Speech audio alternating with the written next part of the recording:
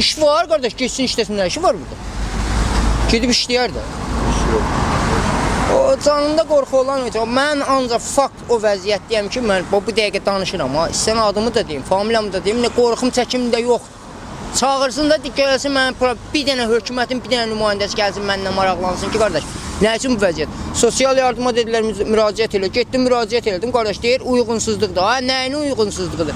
Ünvanı düz göstərməmişsən. Abi sən ha vaxt gəldin, mən sənə ünvanı düz göstərmədim. Hökumətdə nə yazılıb onu da göstərmişəm. Nə üçün deyirsən ki, uyğunsuzluqdur? Niyə? Ona görə ki, mən onun cibinə heç olmasa bir 40-50 manat qoysaydım, elə uyğun gələcəkdi, kefin istəyən kimi. Pul vermədimsə, demək nəysə uyğunsuz gəlməlidir. Azərbaycanda bu dəqiqə sosial yardımda işləyənlər qay işçilərindən heç fərqləri yoxdur. Yəqin ki, oranı qayını qutaranlar gedib orada işləyir.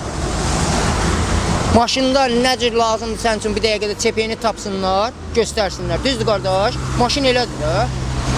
Bu dəqiqə səndə də sosial yardımı düzəltmək istə, sənə bir dənə çepey tutsunlar, ərlər o şeyi vermək istəmirlər də sənə.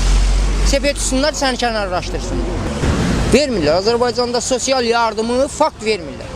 Və alanlar da qardaş, mən bilmirəm, nə yolla alırlar, nə tər alırlar bilmirəm. Nə tər alırlar onu mən bilənmirəm.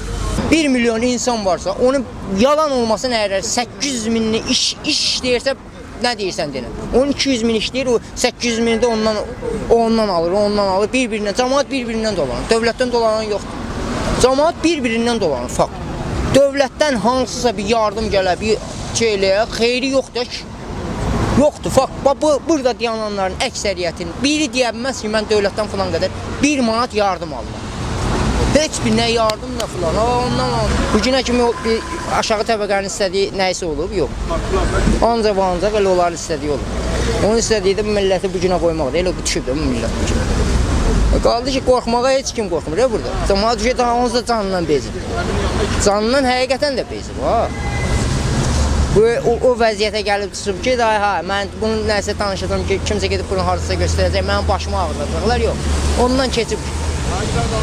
Hətta o vəziyyətdə də daha fikirləşsən ki, uzağı ölümdür. Daha bundan müayinə yoxdur. Evi yox, eşi yox, düzağılı maaş yox, iş yox. Ümumiyyətlə, yaşayış yox. Yaşayış deyilən şey Azərbaycanda yox səviyyəsində.